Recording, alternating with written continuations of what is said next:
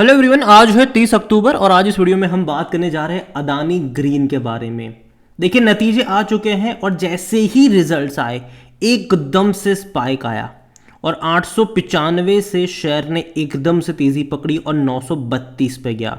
लेकिन उसके बाद करेक्शंस भी बने, लेकिन फिर भी एंड ऑफ द डे 5% की तेजी रही और 914 रुपये पर ये क्लोज हुआ है। आज बातचीत करेंगे जो रिजल्ट्स आए हैं उसके बारे में, साथ में ये भी डिस्कस करेंगे भैया लॉन्ग टर्म का आउटलुक यहाँ पर क्या हो सकता है और कंपनी कैसी है, फंडामेंटल्स कैसे है उसके।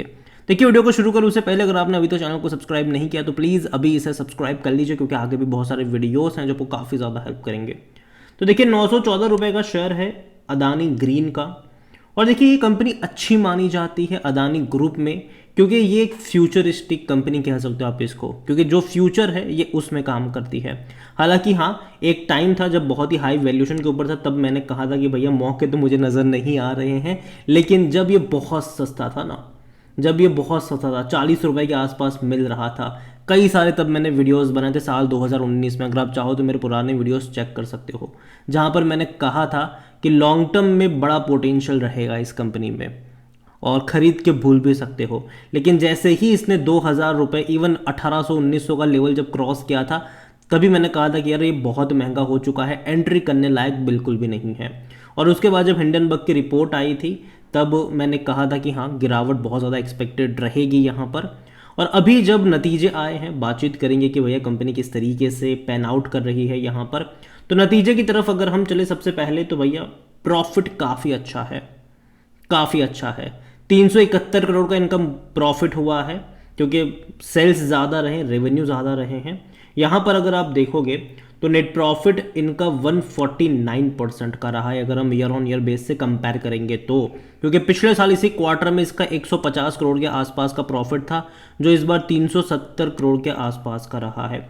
तो बेहतरीन तरीके से कह सकते हैं कि प्रॉफिट में ग्रोथ आई है और रेवेन्यू में भी ग्रोथ आई है।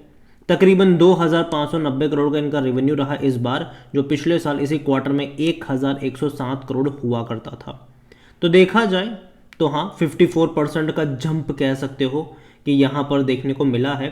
और क्वार्टर 2 के नतीजे के ऊपर कमेंट करते हुए अदानी ग्रीन के जो सीईओ है अमित सिंह, उनका स्टेटमेंट भी आया है कि the performance improvement across the board is the result of our team's relentless effort in pursuit of our next milestone to create a largest RE cluster in the world, जो भैया गुजरात में होने वाला है। ठीक है, we have already deploy workforce over 5000 at Khandwa. We will be installing the most advanced Topcon solar modules as well as India's largest and one of the most efficient 5.2 megawatts wind turbine. ये क्या कहना है कि भैया आने वाले दौर पे ये अपनी जो कैपेसिटी है उसको बड़े पैमाने पर बढ़ाने वाले हैं और 5000 लोगों की वर्कफोर्स तक डिप्लॉयड करने का इनका प्लान, जो कि अच्छी बात है, अच्छी बात है। यहाँ पर अगर आप देखोगे तो टोटल सेल्स ऑफ एनर्जी अगर हम देखें तो 87% का ईयर ऑन ईयर जंप आया है यहाँ पर। मतलब कैपेसिटी बहुत ज़्यादा इन्होंने बढ़ाई है।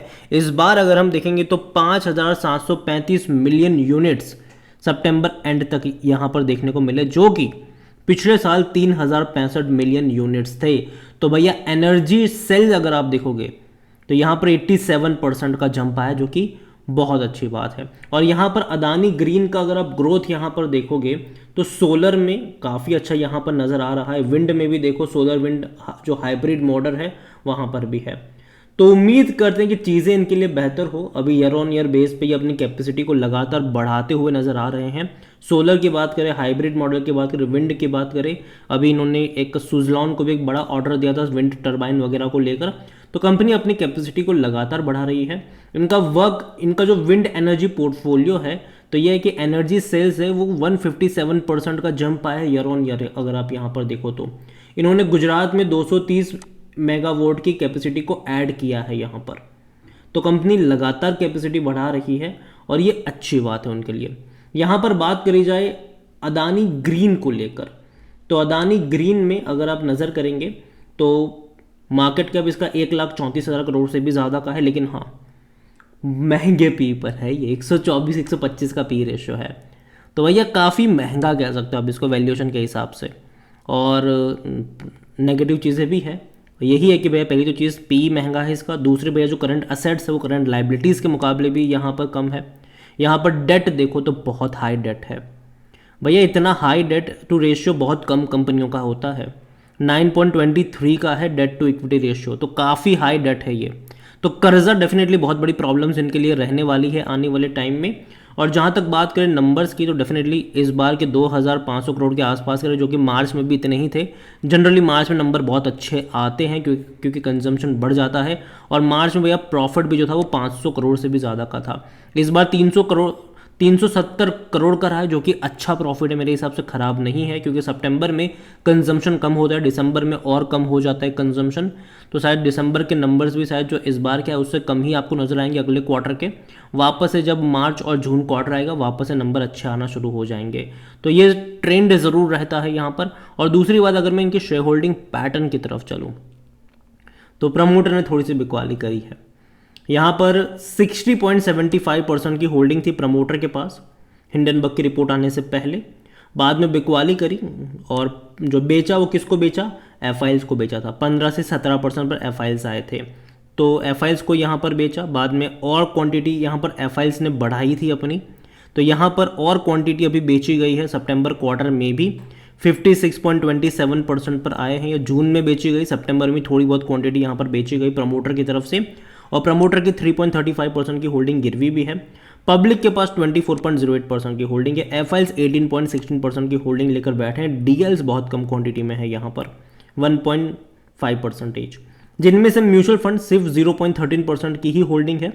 इंश्योरेंस के पास 1.36% की होल्डिंग है। तो जनरली इस कंपनी में ज़्यादातर जो बड़ी क्वांटिटी है वो प्रमोटर, पब्लिक और एफआईएल्स लेकर बैठे हैं। डीएल्स बहुत ही कम क्वांटिटी में, इंश्योरेंस वाले हैं यहाँ पर, ठीक है, वही है यहाँ पर। तो देखा जाए तो ये एक शेयर होल्डिंग पैटर्न थोड़ा सा नेगेटिव रहेगा। और जब भी पैनिक आता है तो ये जो 24% वाला जो सिनारियो है वो थोड़ा बहुत हिल जाता है। लेकिन हाँ, पब्लिक में भी भैया कई तरीके के होते हैं, ठीक है, रिटेल इन्वेस्टर होते हैं, अदर पार्टीज भी होती है। यहाँ पर रिटेल इन्वेस्टर की होल्डिंग एक्चुअली में 24% में कम है। अदर पार्टीज जिसमें कई सारे ऑपरेटर होते हैं वो ज़्यादा क्वांटिटी में बैठे हैं यहाँ पर। देखिए अदानी ग्रीन, मैं मानता हूँ कि आने वाले दौर में गवर्नमेंट जो है वो ग्रीन एनर्जी की तरफ बहुत ज़्यादा फोकस कर रही है और आगे भी करती नजर आएगी आपको, जिसका फ़ायदा इस कंपनी को डेफिनेटली मिलने वाला है, डेफिनेटली मिलने वाला है। लेकिन एक चीज़ ये सोचो कि भाई साहब एक अग्रेसिव वैल्यूएशन के ऊपर ये बैठा हुआ है और आज ऑलरेडी बहुत बड़ी तेज़ी इसने दिखा दी है और मार्केट क्लोज होते अपने हाई लेवल से नीचे की तरफ ये गया है। तो मुझे लगता है कि थोड़े बहुत करेक्शन एक्सपेक्टेड रहेंगे यहाँ पर। रीज़न ये है कि सितंबर के नंबर मैं मानता हूँ बहुत अच्छे आए हैं, बहुत अच्छे आए हैं। लेकिन हमेशा एक ट्रेंड हमें देखने को मिला है कि सितंबर के मुकाबले दिसंबर के नंबर थोड़े से ख़राब आते हैं। तो शायद मैं मान के चल रहा हूँ कि दिसंबर के नंबर शायद उतने अच्छे ना आए और उसके बाद जब मार्च के नंबर बेटर आएंगे तो एटलीस्ट 2 महीने के लिए मैं ये कहूँगा कि मौका नहीं है। वापस यहाँ पर जो मौका बनेगा, इवन मैं पावर सेक्टर को लेकर भी ये चीज़ कहना चाहूँगा कि पावर सेक्टर में जो खरीदारी के मौके आपको नज़र आएंगे वो एक्चुअली में फरवरी से नज़र आएंगे। अभी का जो टाइम होगा ना, ये नवंबर, दिसंबर, जनवरी वाला जो 3 महीने का टाइम होगा वो थोड़े बहुत करेक्शन वाला टाइम मुझे लगता है। अगर बीच बीच में देखो खबर आ जाएगी, कोई न्यूज़ के चलते तेज़ी आ गई तो वो अलग बात है। लेकिन फंडामेंटल अगर हम देखेंगे तो थोड़े से महंगे ज़रूर है और शायद थोड़े से करेक्शन एक्सपेक्टेड है। कंपनी अच्छी है, देखो मैं मानता हूँ फ्यूचर इनका बेहतर रहने वाला है। धीरे धीरे इनके प्रॉफिट्स, रेवेन्यू और ज़्यादा बेहतर होने वाले हैं, कोई शक की बात नहीं है वहाँ पर। इनकी कैपेसिटी लगातार बढ़ती जा रही है और आगे और बड़े पैमाने पर बढ़ने वाली है। जो कंजम्पशन है वो और ज़्यादा बढ़ेगा। धीरे धीरे हम पेट्रोल डीजल से इलेक्ट्रिक की तरफ स्विच हो रहे हैं, तो बिजलियों के दाम भी बढ़ने वाले हैं और इसका फ़ायदा इन्हीं कंपनियों को भी होने वाला है। तो नज़र रखिए। लेकिन हाँ, वैल्यूएशन एक सबसे बड़ी कंसर्न है यहाँ पर। और जहाँ तक बात करी जाए, मुझे लगता है कि जो मौके यहाँ पर बनने चाहिए वो एटलीस्ट अभी तक तो 800 रुपये का जो लेवल है वो एक स्ट्रॉन्ग सपोर्ट के तौर पर काम करता हुआ नज़र तो आ रहा है। यहाँ पर अगर आप देखोगे तो ये जो 800 रुपये का लेवल है, 900 से 800 का जो रेंज है वो एटलीस्ट स्ट्रॉन्ग सपोर्ट के तौर पर काम तो कर रहा है। लेकिन यहाँ से थोड़ा सा करेक्शन एक्सपेक्टेड है और अगर ये वापस से गिर कर आपको 850 से 800 की रेंज में अगर नज़र आता है तब शायद थोड़े बहुत मौके बन सकते हैं, ऐसा मेरा मानना है। बाकी मर्जी आपकी है। इसके अलावा एनालिसिस के लिए जिस पोर्टल का मैं इस्तेमाल कर रहा हूँ, ट्रेड ब्रेन्स, अगर आप भी इसको यूज़ करना चाहते हैं तो लिंक मैं आपको डिस्क्रिप्शन में दे दूंगा। और अगर मेरा कूपन कोड HSA20 का इस्तेमाल करोगे तो आपको 20% का डिस्काउंट भी मिल जाएगा। कई सारे बेहतरीन फीचर्स है यहाँ पर जो आपको यहाँ पर मिलेंगे, जो आपको और ज़्यादा स्टॉक मार्केट को समझने में हेल्प करेंगे। तो देर किस बात की है, लिंक डिस्क्रिप्शन में है, कूपन कोड का फायदा उठाना भूलिएगा नहीं। वीडियो को यहीं पे एंड करूंगा, पसंद आया हो तो लाइक करो, शेयर करें, चैनल वगैरह पहली बार है तो प्लीज़ सब्सक्राइब करें, और अदानी ग्रीन के बारे में आप क्या सोचते हैं वो भी आप मुझे कमेंट में लिख के बता सकते हैं। Thank you.